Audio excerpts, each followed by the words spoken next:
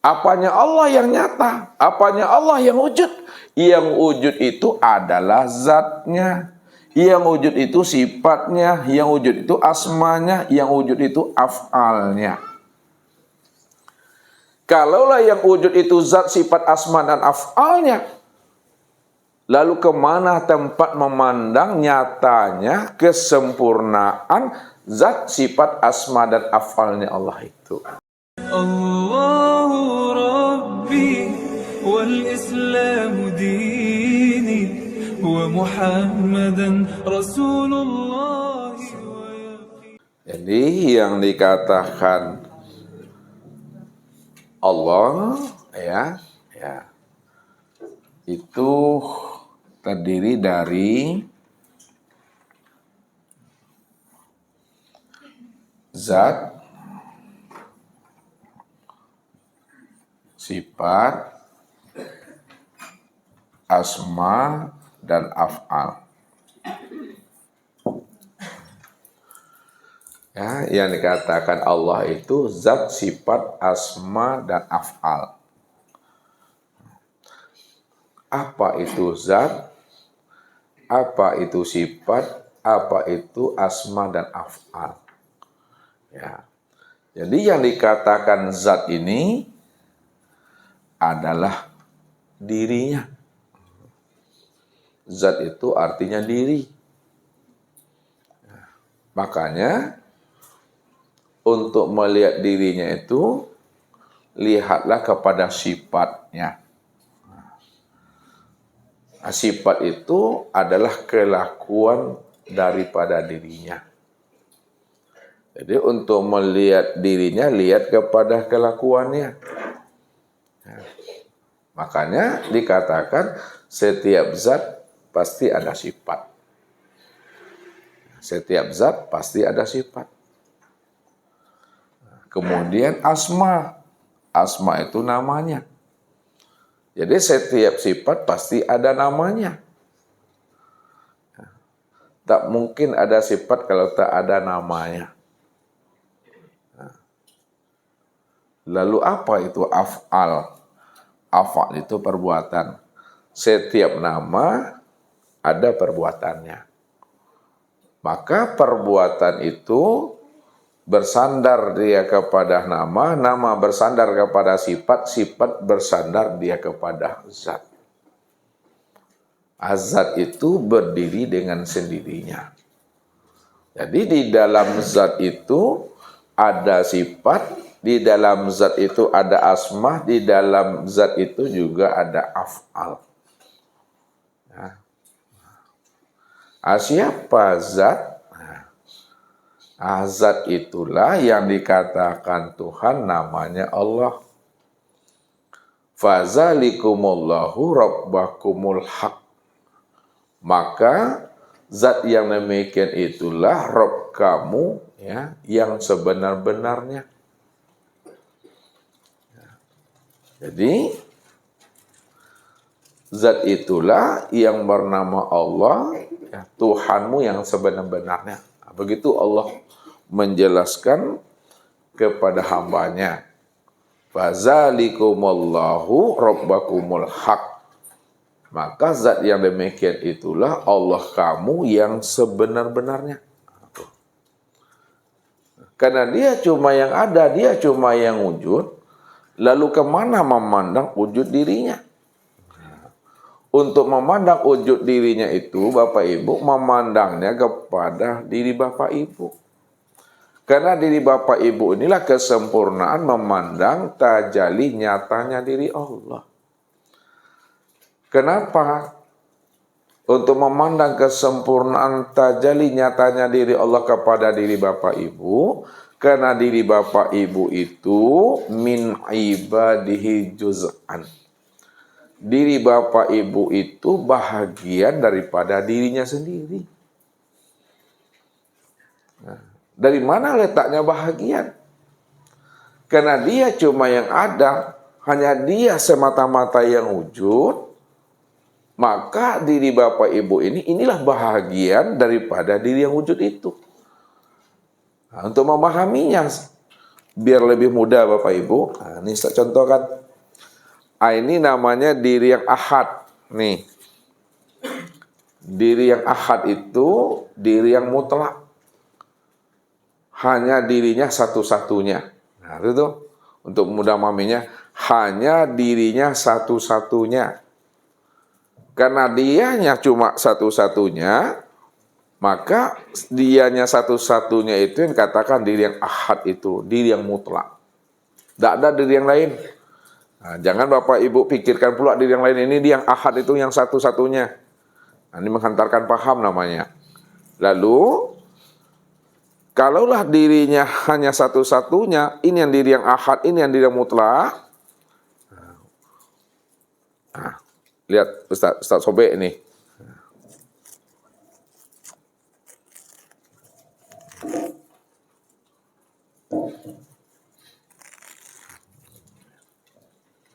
Kita sobek dia Bapak Ibu. Nah, ya, pertanyaannya, ya, sobekkan ya kertas ini apa namanya? Bahagian dari yang mana? Bahagian daripada kertas yang disobek ini. Ya. Jadi kertas sobekkan ini yang dikatakan min ibadihi juz'an. Inilah yang dikatakan bahagian daripada diri yang satu ini. Sebutannya dua, ya, penyampaiannya dua, perkataannya dua, namun hakikat perkataan dan penyampaian dua itu hakikat dirinya adalah satu. Itu maksudnya. Maka kertas ini yang dikatakan bahagian daripada diri ini. Kenapa dikatakan bahagian Bapak Ibu? Kertas ini bahagian daripada ini. Kenapa disebut bahagian? Karena asalnya, terbitnya, mencuratnya dari yang ini. Ini yang dikatakan min nafsi wahidah. Yang ini asalnya daripada diri yang satu. Karena dia cuma yang ada. Dia hanya semata-mata. Kalau diberi nama, lihat. Ini yang zat, ini yang sifat. Untuk melihat zat, lihatnya kepada sifat. Untuk melihat zat, lihatnya kepada sifat. Ya. Karena sifat inilah kenyataan daripada zat. Kalaulah sifat ini kenyataan daripada zat, maka sifat itulah sebenar-benarnya yang zat itu. Ya. Maka digunakan dengan bahasa qiyas, ya, sifat itu adalah zohir aku dan akulah batinnya. Sifat itu zohirku, akulah batinnya. Kita beri namanya sifat, kita beri pula namanya zat. Sifat itu yang bernama Muhammad, zat itu yang bernama Allah. Maka untuk melihat Allah, lihatnya kepada Muhammad. Kalaulah untuk melihat Allah, lihatnya kepada Muhammad, maka Muhammad itulah yang disebut namanya kenyataan wujudnya Allah. Kalaulah Muhammad itu kenyataan wujudnya Allah, maka Muhammad itulah yang dikatakan Allah min ibadihi juz'an, bahagian daripada dirinya Allah. Kalau dikatakan bahagian, itu dua atau satu tuh? Satu. Ya. Penyebutannya saja dua, penyampainya dua, perkataannya dua, ada Muhammad, ada Allah, ada Muhammad. Padahal Allah dan Muhammad dan Allah itu esa. Bukan dua lalu menjadi satu. Nah, ini salah nanti memahami. Dua menjadi satu, satu jadi dua. Ini yang selalu disalahpahami ya oleh orang-orang tak mampu mengahadkan, memuwahidkan, mengesakan Allah itu di dalam zatnya. Sehingga dikatakan wahdatul wujud itu paham yang sesat. Dia tak paham, ya, karena banyak baca buku masalahnya. Tak ngerti dia mengambil parti di balik apa yang dibaca itu. Ya. Padahal ya tidak pernah Allah itu ya menjadi 2, menjadi 3, menjadi 4. Allah itu tetap satu dari sejak sononya. Cuma cara penyampaiannya, cara penjelasannya ya mungkin terbaca 2, terbaca 3. Padahal yang dibaca 3 dan 2 itu adalah diri yang satu. Kenapa? Karena hanya dirinya satu-satunya. Dirinya cuma yang ahad itu yang sebenarnya. Maka dikatakanlah, karena dirinya cuma satu-satunya, dirinya cuma yang ahad, untuk memandang akan dirinya yang ahad, yang esa, dan yang satu itu, memandangnya kepada insan inilah. Insan inilah kenyataan untuk memandang nyatanya Allah. Kenapa? Insan itu tempat memandang nyatanya Allah. Karena insan itu min ibadi juz'an, bahagian daripada diriku. Tempat memandang diriku yang bernama Muhammad. Ya, jadi siapa yang ingin mengenal aku? Kenalilah dirimu itu. Kenalilah bahagian dari diriku tuh. Bahagian diriku itu adalah dirimu, maka kenali dirimu. Kalau kamu udah kenal dirimu, pasti kamu kenal dengan aku. Karena dirimu itu adalah kenyataan, tajalli, percikan, bagian, serpian, kenyataan aku, Tuhan. Cuma kita selalu terjebak dengan kata dan bunyi bahasa. Serpihan, berarti Allah tuh pecahan, pecah-pecah Tuhan tuh. Allah itu bahagian, Allah itu terbagi-bagi. Ya. Itu yang salah.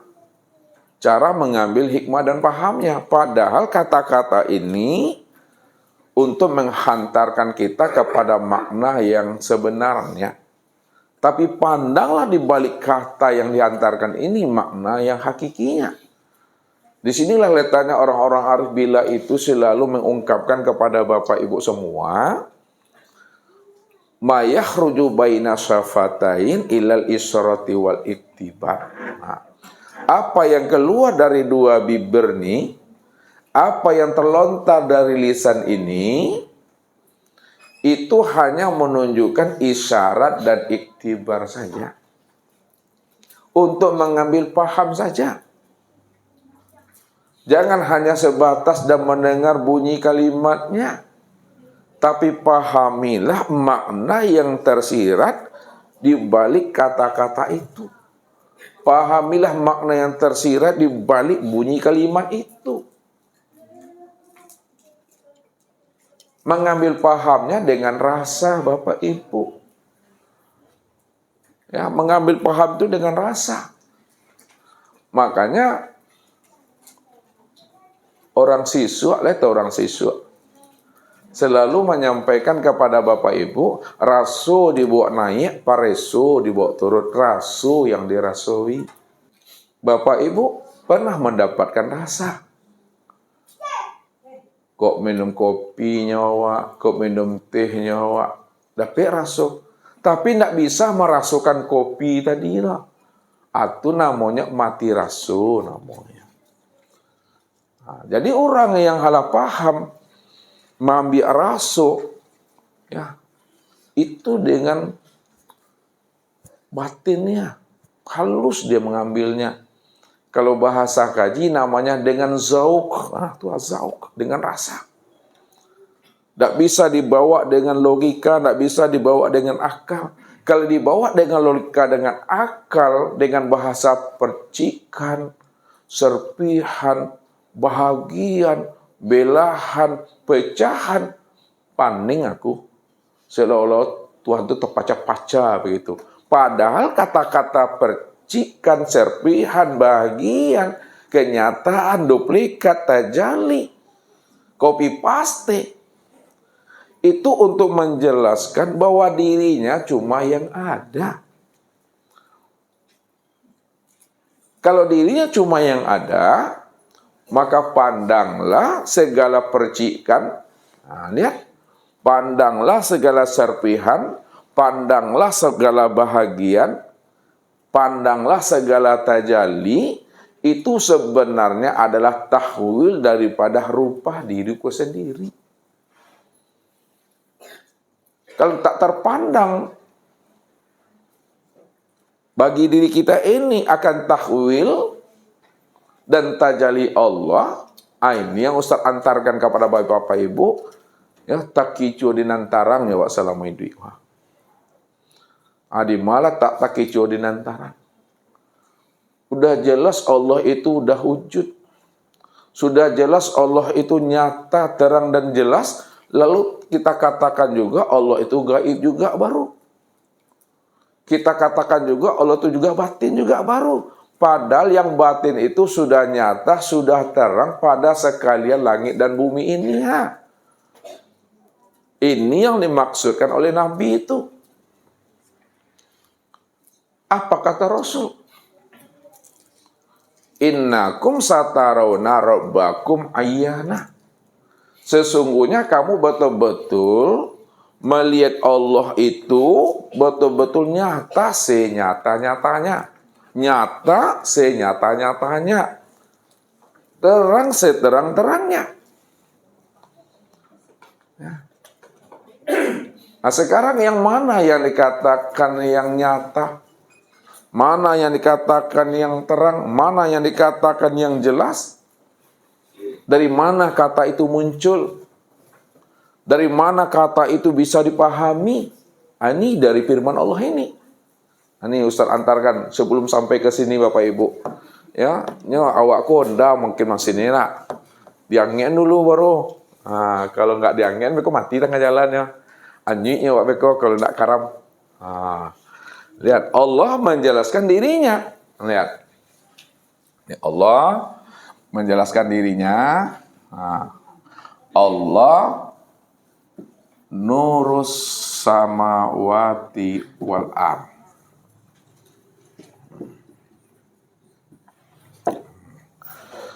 Allah itu adalah nur langit dan bumi. Nah, kita lihat. Nah, makanya ngambilnya dengan rasa Bapak Ibu. Pandang dengan mata zohir. Tanggapi dengan hati. Ya, sudah ditanggapi dengan hati. Ambil dengan rasa. Itu yang saya katakan. Rasu dibuat naik. Wah. Preso dibawa turun, baru rasu yang dirasui. Kita lihat. Allah nurus samawati wal ardh. Allah itu adalah nur langit dan bumi. Jangan Bapak Ibu terjemahkan nur itu cahaya. Ya. Jangan diterjemahkan nur itu dengan cahaya. Kalau tidak diterjemahkan nur dengan cahaya, lalu bagaimana memahaminya Ustaz? Nah, Allah itu nur. Nah, lihat nih, Allah itu nur. Nur itu, nah, lihat, nur itu maknanya terang. Nah, lihat. Nur itu maknanya terang. Terang itu hakikatnya, terang itu hakikatnya jelas. Jelas itu hakikatnya adalah nyata. Nyata itu hakikatnya adalah wujud. Maka segala yang wujud, segala yang nyata, segala yang jelas, segala yang terang, itulah nur. An-nur itu yang Allah. Wah. Sekarang coba Bapak Ibu terjemahkan dengan menggunakan bahasa wujud. Nur itu ganti dia dengan wujud. Coba ibu-ibu terjemahkan. Allah itu, nih, ke sini masukkan biar paham. Allah itu wujud. Wujud itu nyata. Nyata itu jelas, jelas itu terang. Ya. Ini alam ini wujud ini. Terang ini. Nyata kayak ini. Ah, tiang nur tuh. Bapak Ibu ini wujud tak? Terang nggak? Ah, tiang nur tuh. Makanya kalau kita pahami ayat itu dengan makna Allah itu wujud. Wujudnya itu betul-betul nyata, betul-betul terang, betul-betul jelas pada sekalian langit dan bumi. Wah. Itu maknanya. Sekalian langit dan bumi itulah wujud nyatanya Allah. Kalaulah sekalian langit dan bumi ini wujud nyatanya Allah, maka Allah itulah yang dikatakan segala yang wujud. Allah itu segala yang wujud. Allah itu segala yang nyata, segala yang jelas, segala yang terang. Allah itu adalah nur. Nah, itu maksudnya. Jadi jangan payah-payah pula Bapak Ibu mencari Allah lagi. Ya. Kenapa tak payah Bapak Ibu mencari Allah lagi? Tak bingung Bapak Ibu mencari Allah lagi? Tak sulit Bapak Ibu mengenal dan memahami Allah itu? Karena Allah itu betul-betul nur, Allah itu sudah terang, Allah itu sudah jelas, Allah itu sudah nyata, Allah itu sudah wujud. Wujudnya itu sudah meliputi langit dan bumi. Sudah meliputi isi sekalian alam nihat. Maknanya, sekalian alam inilah yang disebut namanya wujudullah. Kalaulah sekalian alam ini disebut wujudullah, untuk kesempurnaan memandang Allah pada sekalian alam yang disebut wujudullah, itu nyata pada diri Bapak Ibu. Ya, Ustaz ulangi. Untuk memandang Allah, ya, yang sudah nyata pada sekalian alam, maka kesempurnaannya untuk memandang pada sekalian alam nyata dan sempurnalah pada diri Bapak Ibu ini. Maka diri Bapak Ibu itulah yang dikatakan kesempurnaan memandang wujudnya Allah. Makanya disebut wujudullah. Disebutlah manusia ini ainullah. Disebutlah insan itu hakikatullah. Nih. Disebutlah wujudullah, disebut namanya ainullah, disebut namanya hakikatullah. Wujudullah apa artinya Bapak Ibu? Wujud Allah. Ainullah apa artinya Bapak Ibu? Nyatanya Allah. Hakikatullah apa namanya? Hakikatnya Allah. Jadi kesempurnaan memandangnya wujudullah, ainullah, hakikatullah itu pada siapa? Pada insan. Disitulah dihantarkan Allah. Kepada insan itu siapa? Insan itu yang sebenarnya.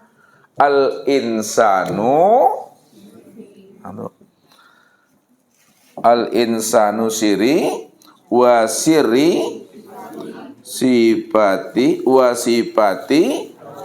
la ghairi.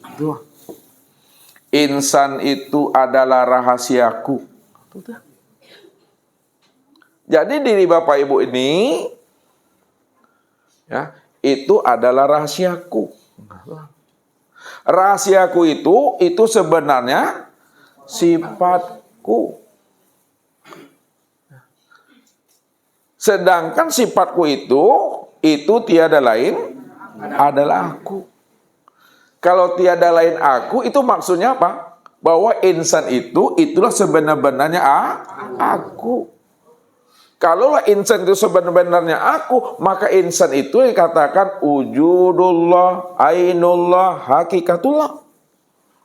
Tempat sempurna memandang wujudnya Allah, nyatanya Allah, dan hakikatnya Allah itu. Ambil dengan rasa. Ya, tangkap dengan rasa, pegang dengan rasa. Jangan ditolak, jangan diingkari. Maksudnya, jangan ditolak dan diingkari bahwa diri Bapak Ibu ini yang katakan ainullah itu. Jangan ditolak dan diingkari bahwa diri Bapak Ibu itu adalah hakikatullah. Jangan ditolak dan diingkari bahwa diri Bapak Ibu itulah yang katakan wujudullah. Jadi kalaulah diri Bapak Ibu ini wujudullah, ainullah, hakikatullah, yang Allah itu yang diri Bapak Ibu ini. Yang Bapak Ibu ini, inilah yang Allah itu. Itu yang katakan diri yang ahad. Jadi kembalikan dia kepada asalnya. Kullu syai'in yarji'u ila asalihi. Tiap-tiap segala sesuatu kembalikan kepada sumbernya. Ya. Kalau dikembalikan kepada sumbernya, berjumpalah itu Bapak Ibu. Ya. Ibarat hujan, ya, dikembalikan kepada asalnya, ala suri nyukangi melihat tuh. Gelombang dikembalikan kepada asalnya, kemana perginya? Ke laut tuh. Agak payah Ustaz bilang laut. Laut silahkan. Pinang, ke tampuaknya. Syria, ke gagangnya. Pisau, ke saruangnya. Diri, kembali dia kepada asalnya. Siapa asalnya alam ini? Kalaulah asal alamnya adalah Allah, maka Allah itulah hakikat alam. Allah itulah hakikat makhluk. Allah itulah hakikat hamba. Allah itulah hakikat insan. Allah itulah hakikat diri. Itu memahaminya. Tembuskan terus ke atas dengan rasa memahaminya. Maka sekalian alam ini wujudullah. Namun kesempurnaan memandang Allah pada sekalian alam yang disebut wujudullah, itulah kepada insan itu. Ya. Apanya Allah yang nyata? Apanya Allah yang wujud? Yang wujud itu adalah zatnya. Yang wujud itu sifatnya. Yang wujud itu asmanya. Yang wujud itu af'alnya. Kalaulah yang wujud itu zat, sifat, asma, dan af'alnya, lalu kemana tempat memandang nyatanya kesempurnaan zat, sifat, asma, dan af'alnya Allah itu? Tempat memandang nyatanya kesempurnaan zat, sifat, asma, dan af'al Allah itu, ia kepada diri Bapak Ibu yang disebut tadi siapa namanya? Insan. Kita lihat satu-satu.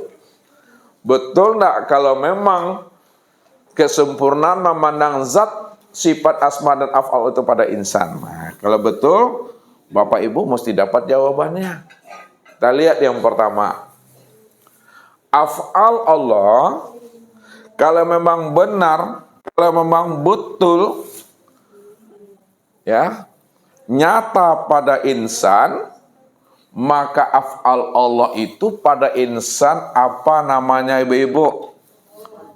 Tubuh, alhamdulillah. Kau lancar kaji nampak aku mah. Sanang ustaznya, hilang capek aku. Jadi, af'al Allah pada insan, af'al Allah pada diri Bapak Ibu ini, itu disebut namanya tubuh. Tubuh itulah nyatanya fi'ilnya Allah itu. Ini yang Allah maksud.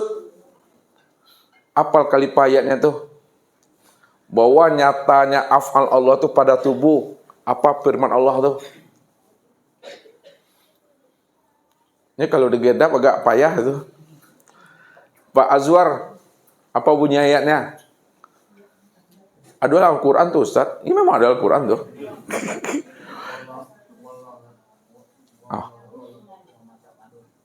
Ulang lihat, betul kan? La tak malun oleh.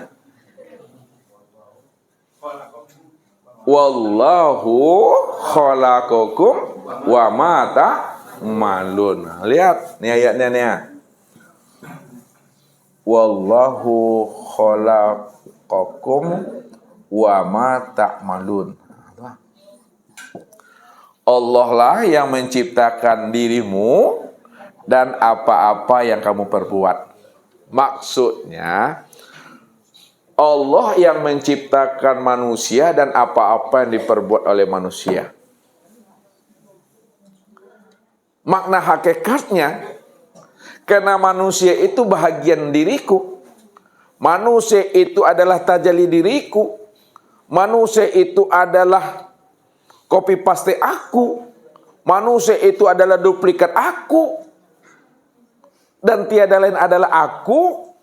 Maka akulah yang berbuat sebenar-benarnya yang nyata pada copy paste itu. Akulah yang berbuat yang betul-betul nyata pada tajalli aku itu. Karena tajalli aku itu ya aku dah tuh. Makanya kalau aku yang nyata pada tajallinya aku yang zohir pada insan itu, dan insan itu adalah copy paste aku, dan akulah itu, maka untuk memandang fi'il aku ya pada tubuhnya insan itu.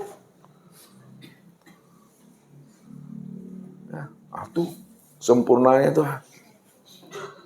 Yang kedua, dan nampak Bapak Ibu melihat fi'ilnya Allah kemana? Ke tubuh Bapak Ibu tuh. Ya.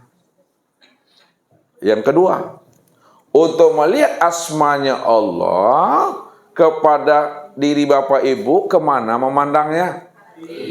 Ke hati inilah memandangnya.